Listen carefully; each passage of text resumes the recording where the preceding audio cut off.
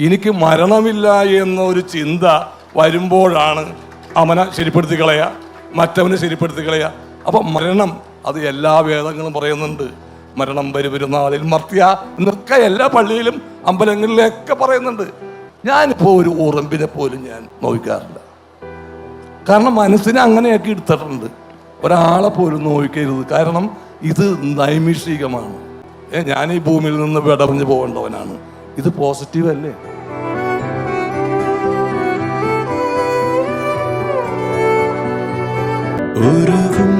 മനസ്സിൻ